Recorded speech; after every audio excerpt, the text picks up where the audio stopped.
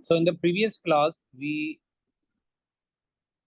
actually are going through circle properties और previous lecture में हमने कुछ जो basic concepts थे वो cover किए थे. तो आज उनका एक overview करेंगे and then we'll move forward.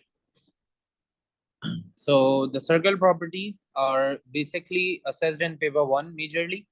3 से 4 मार्क्स का पेपर 1 में आता है और पेपर 2 में इससे रेलेवेंट क्वेश्चंस इतना ऑफनली नजर नहीं आएंगे आपको. But although it has a chance of being a part of mensuration or trigonometry in paper 2, तो वहां पर 1 या 2 मार्क्स का कोई क्वेश्चन अटैच होकर आ सकता है सर्कल प्रॉपर्टीज का with a major question of mensuration और trigonometry. Now coming to the concept, तो यहाँ पर हमने सबसे पहले ये समझना है कि पॉलीगॉन क्या होता है.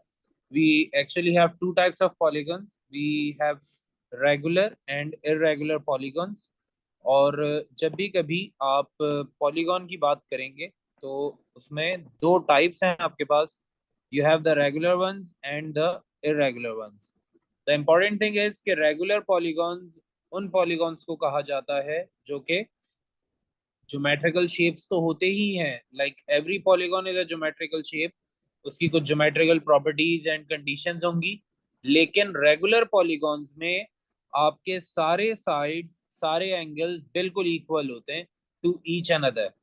Now in against of it we have irregular polygon जहां पर हमारे सारे साइड सारे एंगल्स बराबर नहीं होते.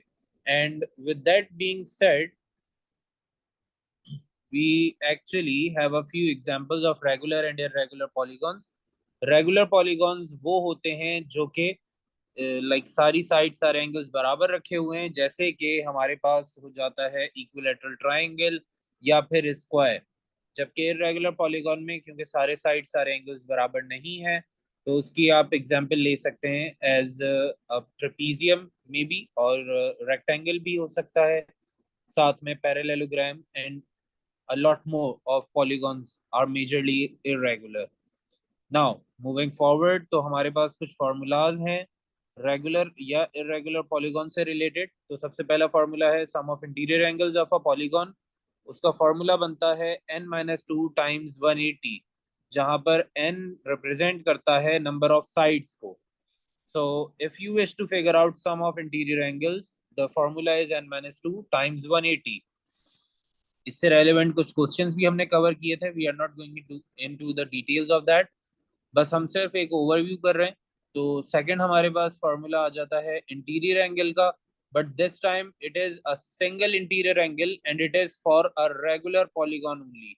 तो रेगुलर पॉलीगॉन क्या होता है? एक ऐसा पॉलीगॉन जो कि सारी साइड्स बराबर रखे हुए हैं और उसमें सारे एंगल्स भी बराबर होंगे. तो इंटीरियर एंगल फाइंड करना है अगर आपको एक रेगुलर पॉलीगॉन का, तो फॉर्मूला बनता है n-2 times 180 divided by n. Now again n is the number of sides. जैसे यहाँ पर एक क्वेश्चन है हेक्सागन से रिलेटेड. तो हेक्सागन हमारे पास एक लाइक 6 साइडेड शेप होता है. तो आप n को 6 कंसीडर करके सॉल्व कर सकते हैं with this particular formula. Now moving forward, we have the third formula which is the exterior angle of a polygon. यहाँ पर आप देख सकते हैं कि exterior angle को represent भी किया हुआ है by figure. तो exterior angle basically बाहर वाला angle होता है. This outside angle is the exterior angle. और किसी भी पॉलीगॉन में एक्सटीरियर एंगल फाइंड करने के लिए हमारे पास फॉर्मूला बनता है एज 180 माइनस द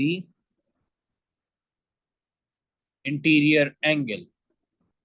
फिर इसके बाद हमारे पास एक्सटीरियर एंगल के लिए एक और फॉर्मूला भी है which is for a regular polygon. तो अगर आप एक रेगुलर पॉलीगॉन का एक्सटीरियर एंगल फिगर आउट करना चाह रहे हैं तो आपके पास फॉर्मूला बनता है 360 डिवाइडेड बाय n. तो 360 आपके पास टोटल एंगल हो जाएगा. लाइक सर्कुलर एंगल जो 360 होता है उसको डिवाइड कर देंगे n से which is the number of sides. So if you are dealing with any regular polygon, तो एक रेगुलर पॉलीगॉन का एक्सटीरियर एंगल फाइंड करने के लिए आप 360 ओवर n भी यूज कर सकते हैं और 180 माइनस इंटीरियर एंगल भी यूज कर सकते हैं. So both of them are absolutely correct and both of them could be used for a regular polygon. Now moving forward, तो हमारे पास टाइप्स ऑफ लाइंस हैं कुछ जो मैंने आप लोगों को बताई थी। सर्कल के अंदर 4 डिफरेंट टाइप की लाइंस हैं। रेडियस एक ऐसी लाइन होती है जो कि सर्कल के सेंटर से स्टार्ट होती है और हमेशा कॉर्नर तक पहुंचती है। So starting from the centre going all the way towards the corner और द सर्कमफेरेंस, तो ऐसी लाइन को हम कहते हैं रेडियस। जबकि अगर मेरे पास एक ऐसी लाइन हो जो कि सेंटर से तो पास कर रही है लेकिन दोनों तरफ कॉर्नर्स को मीट कर रही है, it's reaching the corner on both sides, so that is a diameter. फिर कोई ऐसी लाइन हो जो कि सिर्फ कॉर्नर से तो पास हो रही है ऑन बोथ साइड्स लेकिन सेंटर को कट थ्रू नहीं कर रही, तो ऐसी लाइन को हम कहते हैं chord. And finally we have a line which is called tangent, और इसकी स्पेशलिटी ये होती है कि इसने हमारे सर्कल को सिर्फ टच करके गुजर जाना है। So it would only touch the circle like this and would pass through. तो ये कभी भी सर्कल को कट नहीं करेगा, सिर्फ टच करते हुए मूव ऑन कर जाएगा। Now starts the main thing. तो यहाँ से हमने सर्कल प्रॉपर्टीज पढ़ना शुरू किए थे। सबसे पहला सर्कल प्रॉपर्टी ये पढ़ा था that if we have an angle at center being formed by two lines and those same points are achieving or making an angle at the circumference, तो सेंटर वाला एंगल डबल होगा circumference वाले angle से। तो like if we have an angle at center it would be double the angle at circumference। अब यहाँ पर कुछ conditions थी। सबसे पहली condition ये थी that they shall face the same side, and the second condition was the angles shall be formed by the same point। Same point का मतलब है कि इनिशियल पॉइंट सेम होने चाहिए, और फेसिंग सेम साइड का मतलब है कि अगर हमारा पहला एंगल नीचे की तरफ फेसिंग है तो दूसरा एंगल भी नीचे की तरफ ही फेसिंग होना चाहिए। So that is the logic. Now moving forward, तो हमारे पास सेकंड प्रॉपर्टी आ जाती है which is telling us that if we have a diameter and that diameter creates an angle at circumference, तो उस एंगल की वैल्यू हमारे पास 90 डिग्री आएगी हमेशा। सो okay, I'll explain it again. I'll in fact show it to you with a figure. Like हमारे पास एक circle है and we created an angle at center, then we created an angle at circumference with those same two lines over here। circumference पे भी angle बना दिया हमने। Now the problem is कि एक एंगल मेरे पास जो सेंटर पे है वो बन रहा है 70 डिग्रीज, लेकिन मुझे ऊपर की तरफ एंगल गिवन है यहाँ पर, which means that my other angle is not facing the same side. जैसे मेरा सेंटर वाला एंगल सर्कल का जो सेंटर है वहां से ड्रॉन है and it is facing downwards, वो केस सर्कमफेरेंस वाले एंगल पर नहीं है। सर्कमफेरेंस वाला एंगल अपवर्ड फेसिंग है। So that is the case. Now if we are dealing with any such thing, तो हम क्या करते हैं, अगर मुझे कहा जाए कि यार आपका ये सर्कमफेरेंस वाला एंगल 300 डिग्रीज है and you need to figure out the angle at centre, तो आप कैसे सॉर्ट आउट करेंगे? You first of all need to figure out this angle. Bottom angle figure out करेंगे आप। जब आपने बॉटम एंगल फाइंड कर लिया होगा तो आपके पास वैल्यू बननी चाहिए एज 60। अब ये 60 कैसे आ रहा है ये भी आप समझना है। वी हैड अ सर्कल जिसमें मुझे बॉटम पोर्शन फिगर आउट करना है right over here, and the extra angle, the other part of the angle has already been mentioned as 300। तो जो ब्लू पार्ट है वो ऑलरेडी 300 गिवन है। तो आपको आइडिया ही है कि अगर हम सर्कल के साथ डील कर रहे हैं and the like upper part or the open part is 300, the remaining one would be 360 minus 300, तो वो 60 बन जाएगा definitely. So this is how I ended up getting 60 degrees over here. Now with the property of angle at center and circumference, if my angle over here is 60, the angle over here shall be double. तो ये हो जाएगा 120 degrees, and that would give you the answer for your angle at center. और circumference वाला above angle given था, we first converted into bottom angle and then used the property. I hope this is now perfectly clear. अगर अभी भी इसमें कोई ambiguity है या कोई ऐसी problem है तो आप बोलें. I'll explain it again. Yes, Huda, are you perfectly clear now with it? Okay, perfect. तो अब हम जा रहे हैं अपनी नेक्स्ट प्रॉपर्टी की तरफ. तो नेक्स्ट प्रॉपर्टी हमने प्रॉपर्टी नंबर 2 पढ़ी है. I'll just go through it once again. फिर हम थर्ड प्रॉपर्टी की तरफ जाएंगे. So the second property was saying that if we have a diameter and that diameter is creating an angle at the circumference, तो हमारा circumference वाला angle 90 degree हो जाएगा. So the angle at circumference being formed by diameter would actually be 90 degrees. And the important thing is कि इस angle का production जो है वो सिर्फ कॉर्नर से ही होगा. डायमीटर के कॉर्नर से जनरेट हो रहा है ये एंगल, इसीलिए ये 90 डिग्री है. नाउ मूविंग फॉरवर्ड, हमारे पास थर्ड प्रॉपर्टी है और ये बहुत इंपॉर्टेंट प्रॉपर्टी है. यहाँ पर आप नोटिस कर रहे होंगे कि हमारे पास एक 4 साइडेड शेप मौजूद है. And this 4 sided shape is a very special shape. इस 4 साइडेड शेप को या किसी भी 4 साइडेड शेप को सबसे पहले तो हम नाम देते हैं क्वाड्रिलेटरल. ये क्वाड्रिलेटरल है. अब इस क्वाड्रिलेटरल का एक स्पेशल नेम भी है and that is a cyclic quadrilateral. अब सवाल ये बनता है कि साइक्लिक क्वाड्रिलेटरल क्या होता है. तो साइक्लिक क्वाड्रिलेटरल आप देख रहे होंगे यहाँ पर लिखा हुआ है, it is a 4 sided shape having all its corners on the circumference. तो कोई ऐसा शेप, कोई ऐसा क्वाड्रिलेटरल जिसकी सारी साइड्स कॉर्नर्स जो हैं वो सर्कमफेरेंस पर मौजूद हैं, ऐसे शेप को हम क्या नाम देते हैं? Cyclic quadrilateral. So if you see over here, we have all the corners present at the circumference. अब यहाँ से हमने एक प्रॉपर्टी ड्राइव करनी है. वो प्रॉपर्टी क्या है? प्रॉपर्टी ये कहती है कि मेरे पास साइक्लिक क्वाड्रिलेटरल में ऑपोजिट एंगल्स हमेशा सप्लीमेंट्री होते हैं. So the opposite angles are always supplementary. अब पॉइंट ये है कि सप्लीमेंट्री क्या होते हैं? Supplementary angles are such angles जिनका सम 180 होता है. So the opposite angles are going to add up to 180.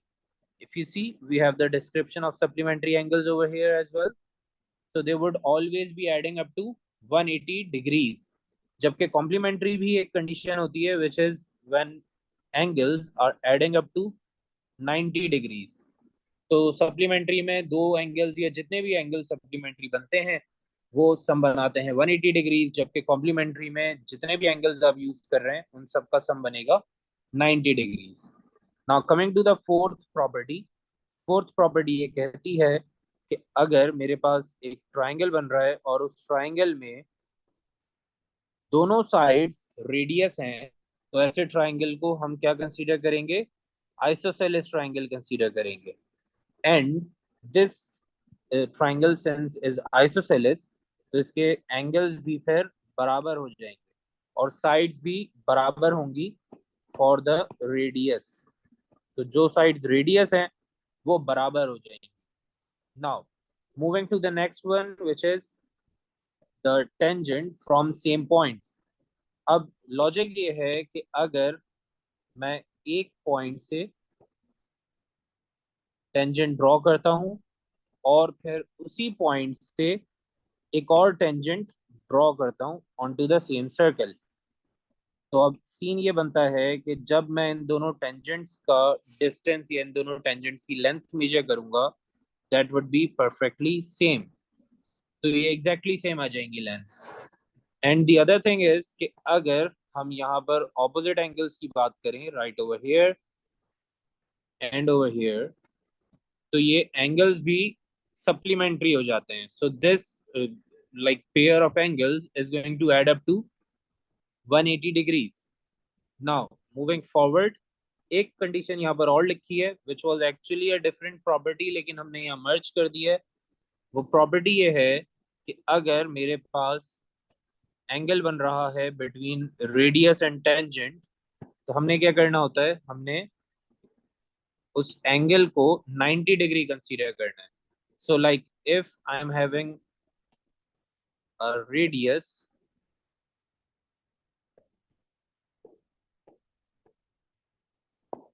right over here and the tangent touching it pass through, तो हमारे पास जो एंगल बनेगा यहाँ पर right at this point would exactly be 90 degrees. The same goes on the other side. अगर मेरे पास यहाँ पर tangent marked है and I am having a radius right over here, तो मेरे पास एंगल आना चाहिए as a perfectly 90 degrees in between these two lengths. तो इन दोनों लेंस के बीच में एंगल कितना बनेगा, 90 डिग्री। Now moving forward,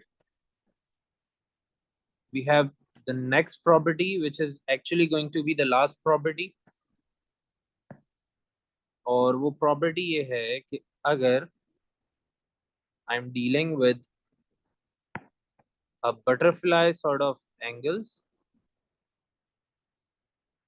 तो उनकी वैल्यूज बराबर हो जाएंगी। Like if you see over here, एक शेप क्रिएट हुआ है जस्ट लाइक अ बटरफ्लाई, और इस शेप के अंदर हमारे जो एंगल्स होंगे they are going to be exactly same.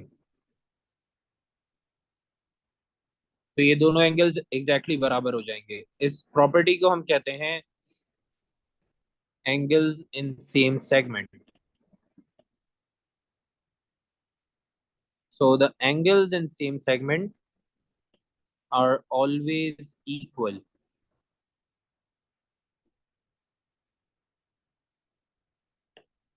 And the condition over here is कि आपने सबसे पहले ये make sure करना है that the angles are formed from 2 points only.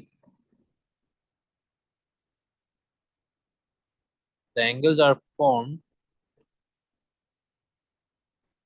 from 2 points only. And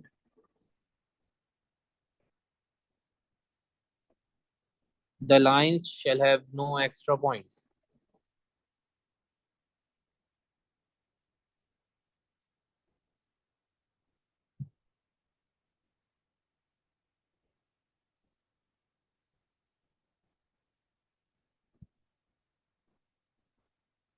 okay तो यहाँ पर हमने जो दो कंडीशंस लिखी हैं इनको समझ लेते हैं पहले। So we are having 2 points over here. तो जो हमने दो कंडीशंस लिख दी हैं इनमें से पहली कंडीशन क्या कह रही है कि आपके जो दो पॉइंट्स हैं उन्हीं दो पॉइंट से आपने एक एंगल बनाना है एक साइड पर और दूसरा एंगल बनाना है दूसरी साइड पर। So there shall be no third point coming in play. इन्हीं दो पॉइंट से आपने दोनों एंगल्स को प्रोड्यूस करना है। नाउ मूविंग फर्दर अहेड, तो हमारे पास सेकंड कंडीशन क्या है।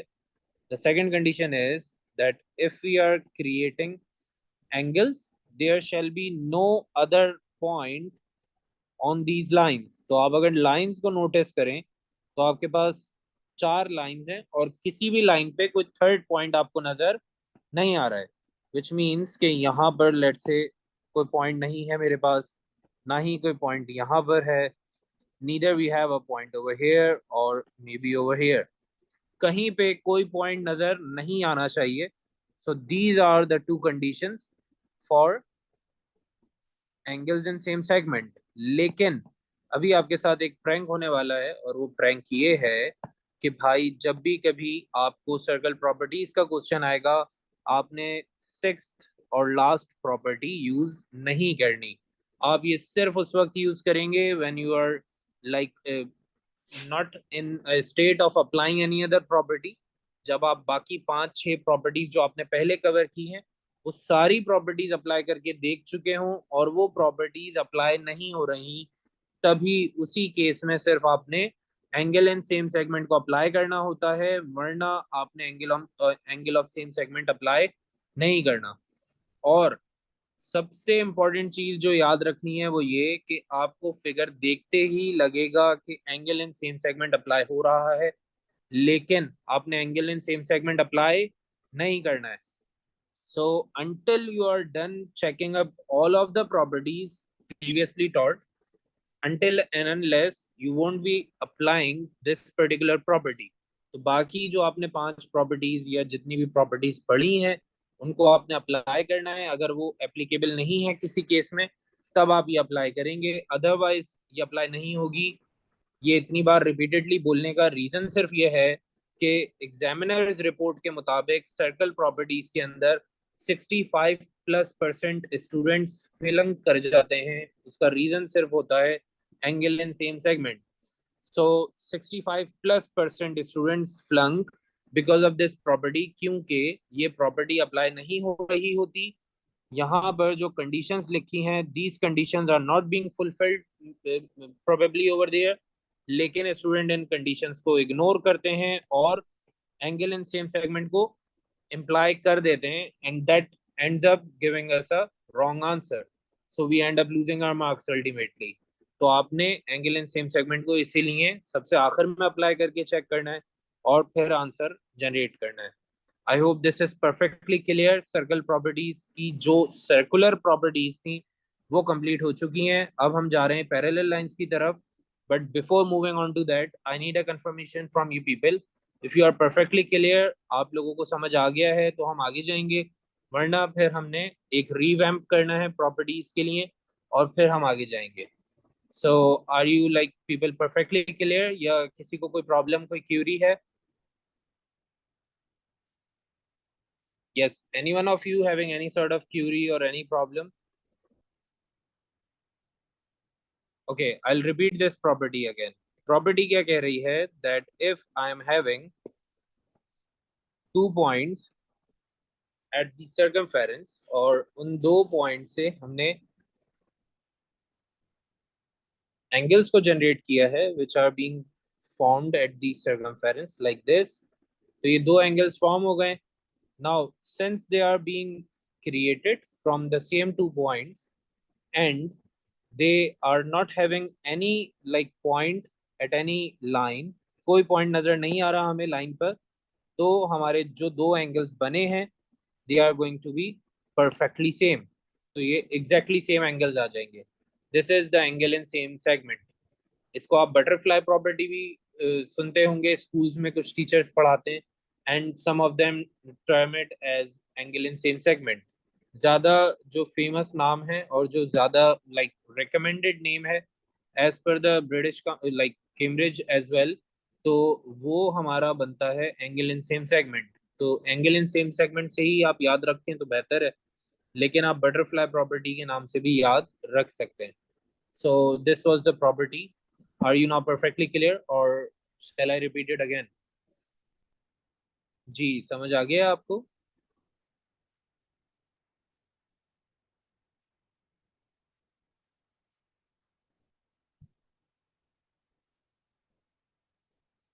Okay. Now we are moving further ahead and we are landing onto the parallel lines. तो अब parallel lines की तरफ जाने लगे हैं हम, और parallel lines को start करते हैं। आप में से मुझे कोई बता सकता है what are parallel lines? Parallel lines होती क्या हैं? Any one of you having any idea?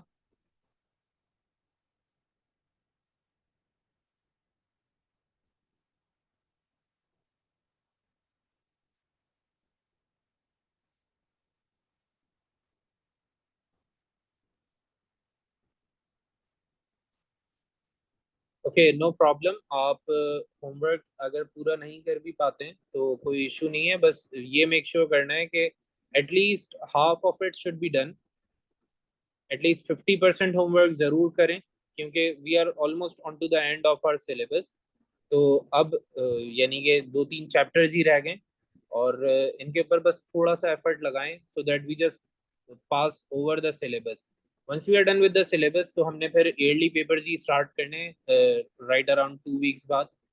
तो फिर जितनी भी आपकी लैकिंग्स होंगी, जितनी भी चीज़ें मिस हो गई होंगी, वो सब हमारी कवर होती रहेंगी। आफ्टर 2 वीक्स इंशाल्लाह हमारा सिलेबस हो जाएगा complete. So we'll do the past papers afterward as well. तो अभी एटलीस्ट ट्राई करें कि आधा जो होमवर्क दिया जाता है वो तो ज़रूर कवर करें। So the parallel lines are lines which are corresponding. Okay, this is somewhere near हुदा, लेकिन ये और बेहतर हो सकती है definition. Parallel lines are lines going side by side.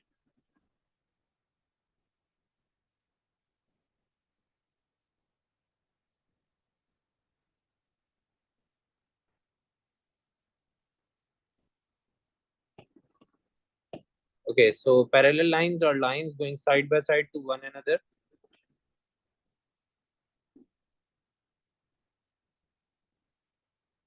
और यहाँ पर इम्पोर्टेंट चीज ये है कि ये दो लाइंस साइड बाय साइड तो जाएंगी ही, लेकिन कंडीशन ये बनती है कि इन्होंने कभी भी एक दूसरे के साथ इंटरसेक्ट नहीं करना है। So they would never be in a state कि ये एक दूसरे को इंटरसेक्ट कर दें। तो ऐसी दो लाइंस को हम कहते हैं पैरेलल लाइंस। या you people could like skip classes, आप ग्रुप स्किप कर सकते हैं once we are done with the syllabus. Hopefully March के एंड तक सिलेबस हो जाएगा। So I would personally be allowing you people to leave the group if you wish to. Most probably March के end तक। अगर हमें अप्रैल के first week या मिड तक जाना पड़ा तो आपको फिर स्टिक करना होगा अंटिल द फर्स्ट वीक और द मिड ऑफ अप्रैल। लेकिन hopefully by the end of March हमारा सिलेबस कवर हो जाएगा। So you all in fact would be allowed to leave away. अगर आप चाहें तो आप ग्रुप की क्लासेस डिसकंटिन्यू कर सकते हैं, दैट्स कम्प्लीटली ओके, लेकिन after the completion of syllabus. So now the parallel lines are actually the lines going side by side to one another. और कंडीशन हमने क्या लिख ली है यहाँ पर, that these are lines which would not intersect at any point. कभी भी एक दूसरे के साथ parallel lines ने intersect नहीं होना। They will never intersect with each other.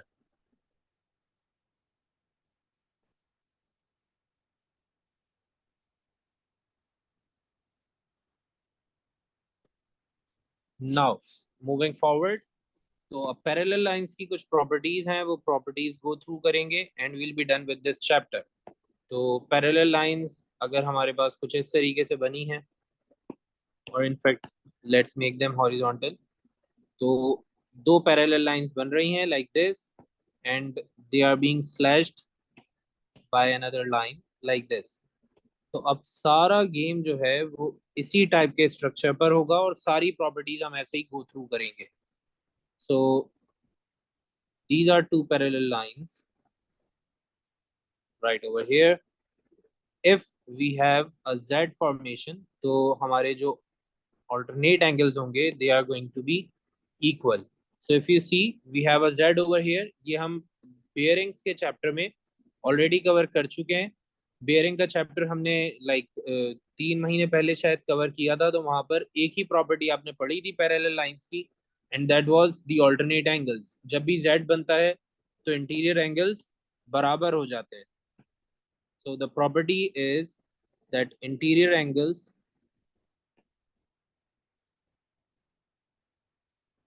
of Z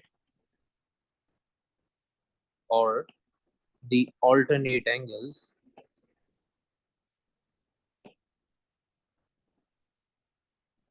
are equal. तो alternate angles हमारे equal होते हैं। Like if I have 70 degrees over here, तो यहाँ पर भी हमारे पास 70 degrees ही होगा। Now moving forward, we have another property.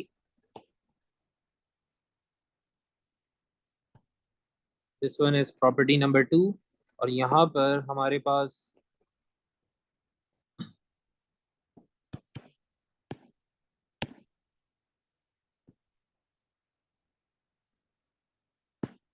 Condition बनती है for the interior angles.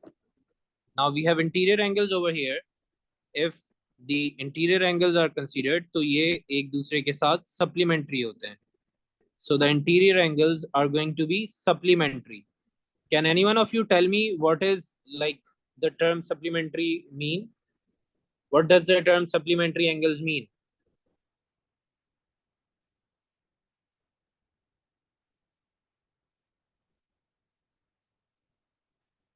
So the interior angles in parallel lines are supplementary.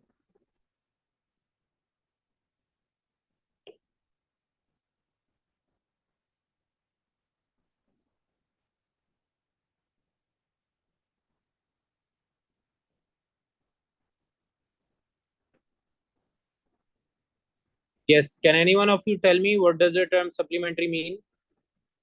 Angles that add up to 180. Very good. Now moving forward,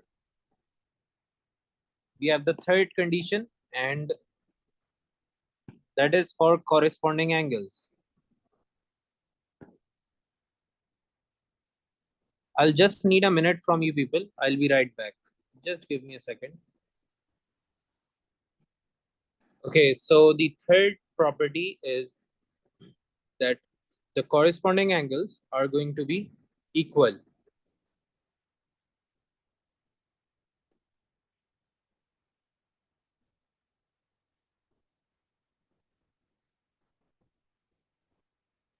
अब corresponding angles क्या होते हैं ये आप समझ लें. Corresponding angles are actually the angles present in same locations. Like अगर आप इस एंगल को चेक करें और इस एंगल को चेक करें तो इनके अंदर सिमिलैरिटी ये है that they are both present on the top of line and they are both present on the left of this vertical line. ये जो slanted line है इससे लेफ्ट साइड पर हैं और जो हॉरिजॉन्टल लाइंस हैं उनसे ऊपर की तरफ मौजूद हैं ये दोनों angles.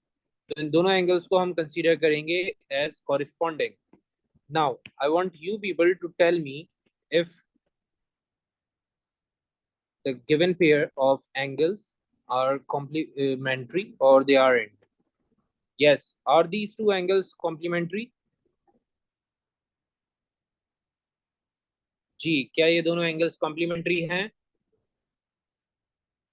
Mina, I'm not hearing anything from you. Are these two angles complementary?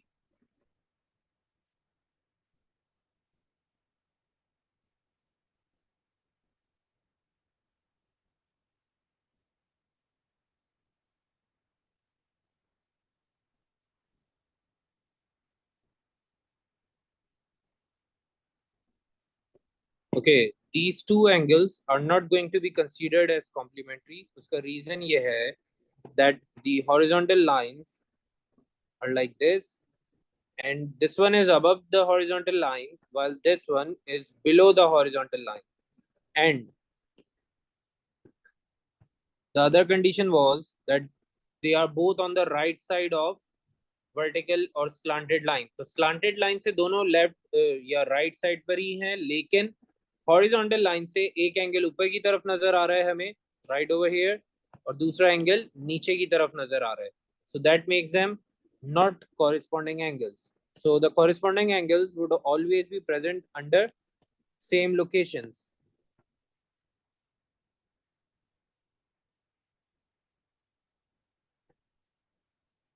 And they would always be equal. Now the fourth and last property, which is the most important property over here, and it is the vertically opposite angles. तो vertically opposite angles की property बहुत oftenly use होती है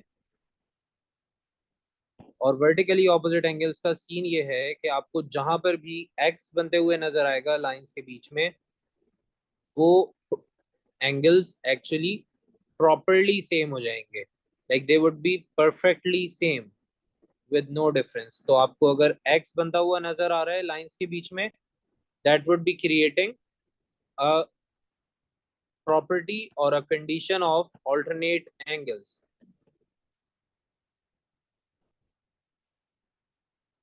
और इसको हम vertically opposite angles कहते हैं in fact. So these are vertically opposite angles, and we would say that vertically opposite angles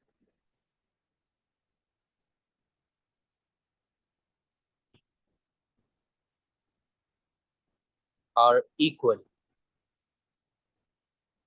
Now that was our fourth and last property for the parallel lines, और इसी के साथ हमारी angles and circle properties की पूरी explanation हो गई है कंप्लीट। और अब हमने जाना है पास्ट पेपर्स की तरफ, but today a few of your colleagues are not present, तो पास्ट पेपर्स को हमने कवर करना है नेक्स्ट क्लास में इंशाल्लाह। फॉर लाइक 5 to 10 मिनट्स हमने पास्ट पेपर्स कवर करने हैं नेक्स्ट क्लास में संडे को, और फिर हमने स्टार्ट करना है chapter number 22। We are already done with chapters until 21। Circle properties तक हमारे 21 चैप्टर्स हो चुके हैं। We are only left with transformations and statistics probably. बाकी सारे टॉपिक्स हमारे कवर हो चुके हैं ऑलमोस्ट। या we are only left with 3 topics over here, transformation, stats and mensuration, और उसके बाद हमारा सिलेबस हो जाएगा फिनिश। तो इंशाल्लाह संडे को हम स्टार्ट करेंगे एक नया चैप्टर, और संडे को फिर आप लोगों के साथ डिसाइड करेंगे कौन सा चैप्टर करना है, and we will start that chapter right away. तो अब 3 चैप्टर्स रह गए हैं, तीनों बहुत इंपॉर्टेंट चैप्टर्स हैं, तो आप लोगों ने आगे की क्लासेस मिस नहीं करनी है, और सारी क्लासेस रेगुलरली लेनी है सबने, ताकि आपके जो मेजर टॉपिक्स अब आने वाले हैं बाकी 3, वो अच्छे से समझ आ जाएं आप लोगों को। So we'll keep it till here for today. But before leaving, I need a confirmation from you people. If you people are perfectly clear, या किसी को कोई प्रॉब्लम कोई क्यूरी है तो पूछ लें। Yes. Are you like perfectly clear with everything taught today? या कोई ऐसी चीज जो समझ में ना आई हो, या कोई ऐसी चीज जो थोड़ा सा अनक्लियर हो, just let me know.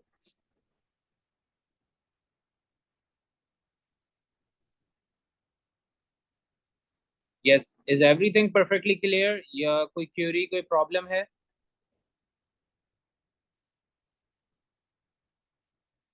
Okay, perfect.